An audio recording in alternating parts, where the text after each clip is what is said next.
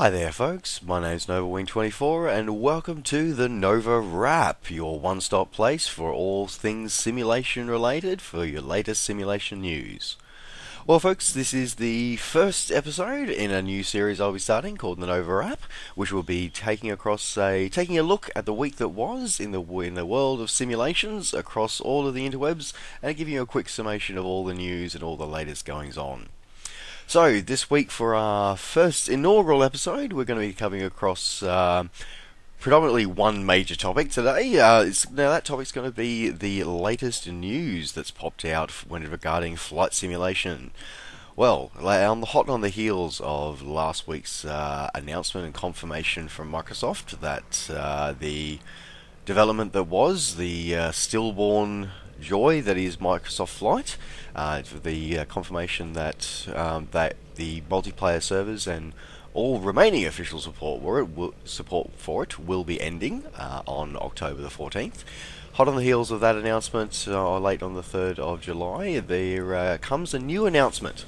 The new announcement has been that Microsoft has licensed the digital distribution of their classic and long-lasting simulation, Microsoft Flight Simulator 10 Gold Edition, has been licensed to Dovetail Games for the purposes of selling on online platforms, including primarily on the digital distribution platform Steam by Valve.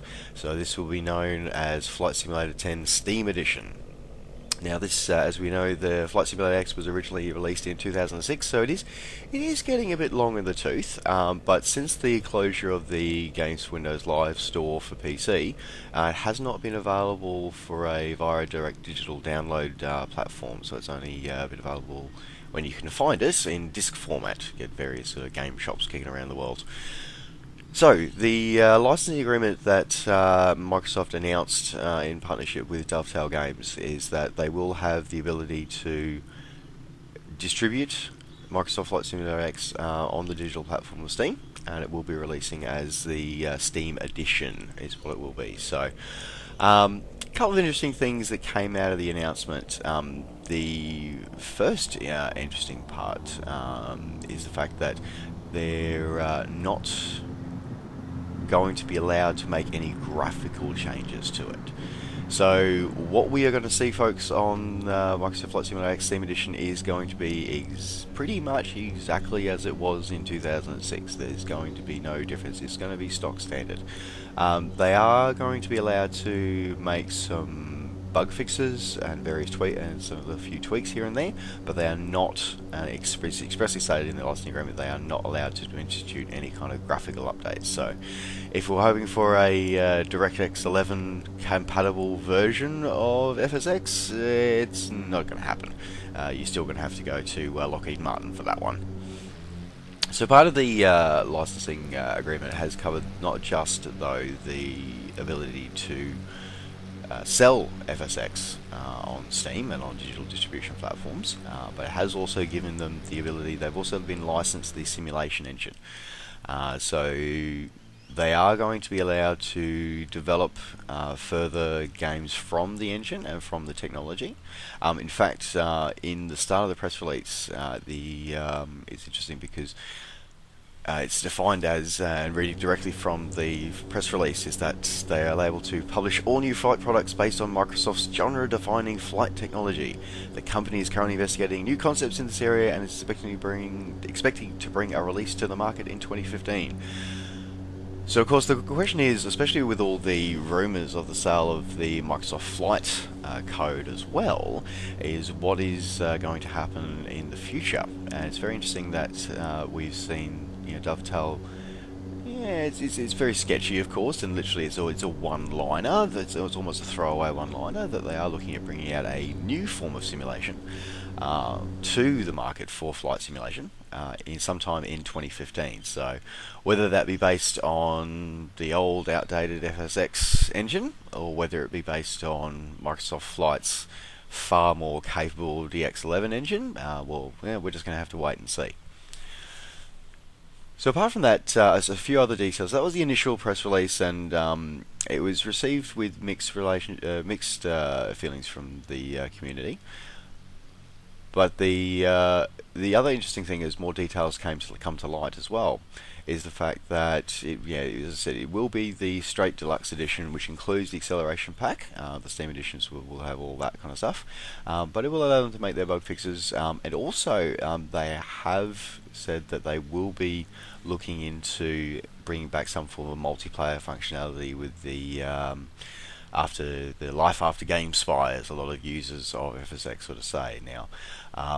Whether that means that they'll be hosting primary servers and log into there, or whether that it'll continue to have support for third-party servers, as it currently does at the moment, remains to be seen. So yeah, it's an interesting time for the future of civilian flight simulation.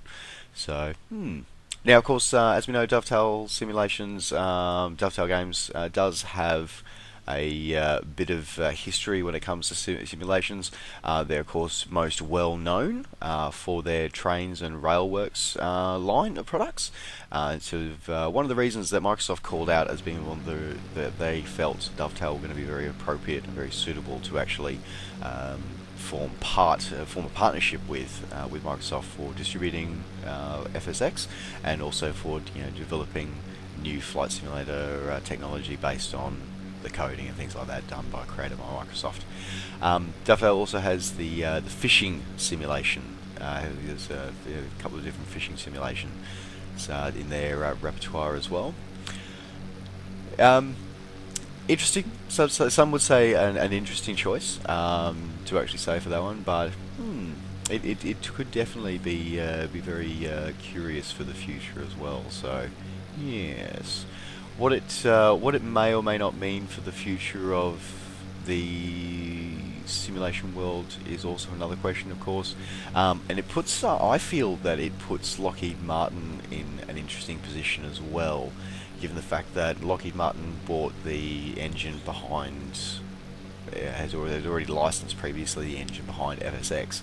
So the mention of licensing an engine as well means either that Microsoft's doing a dual license, or they've actually licensed the engine behind Flight, which was FSX on steroids with a lot better graphics.